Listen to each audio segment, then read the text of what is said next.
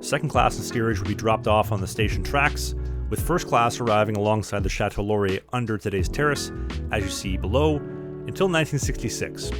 Now you'll notice how black and dirty the facade of the hotel became. Well, when a steam locomotive moved, it needed the most amount of power to get moving at the start, and that meant the most amount of soot and steam was produced when they fired up outside the Chateau Laurier, and therefore staining the hotel's limestone stonework. And after decades of service, it led the city officials to begin the process of removing all trains from the city's downtown core.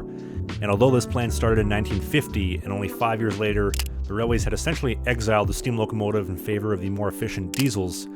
passenger service was about as profitable as hauling cattle for the railways, which is also why they would refer to passenger service as cattle service. And 1966 would see the completion of a new station outside the city, and in June of that year, the final passenger train would depart Ottawa Union Station, with plans for demolition shortly after. And this removal of passenger service would kickstart Saskatoon to follow suit the following year, Winnipeg and Vancouver in 1980,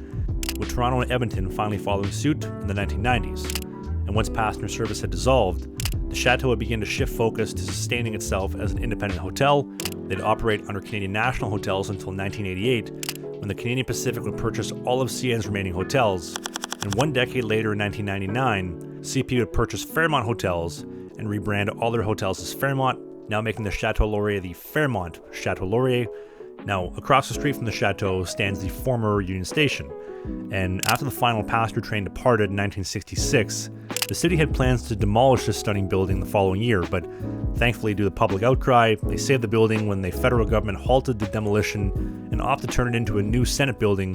And considering that there is a current 40-year construction renovation project to fix the current Parliament building, including adding a nuclear-proof bunker, Union Station is going to be busy for the next little while. But they do also offer tours of the station for free, but I don't think that the video does it justice, because what an experience it must have been to wait in the great station for your train, and whether it was a train for a new life over the prairies, or heading overseas for the brave men that said goodbye to their loved ones in this very station to fight for our country in World War I and World War II, many of which never ended up getting a return ticket.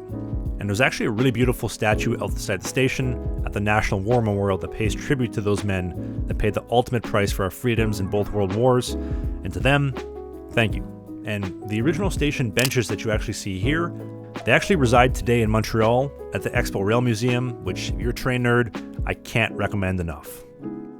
You also get a great view of the Ottawa River and the Alexandra Bridge, which, although the city is planning to demolish it soon, it was built between 1898 and 1900 by the Canadian Pacific and named in honor of the Queen, the Alexandra of Denmark, during her visit to Ottawa. And when the Canadian Pacific debuted their new passenger train, the Canadian, in the spring of 1955, she would depart daily out of Ottawa Union Station, running alongside the Chateau Laurier before crossing the Ottawa River over the Alexandra Bridge, before heading west over the prairies, through the Rockies into Banff, and finally arriving on the Pacific in Vancouver 3.5 days later. But when they cut passenger service in 1966, that was the final time the Alexandra Bridge saw a passenger train, where today, it's primarily a vehicle and footbridge.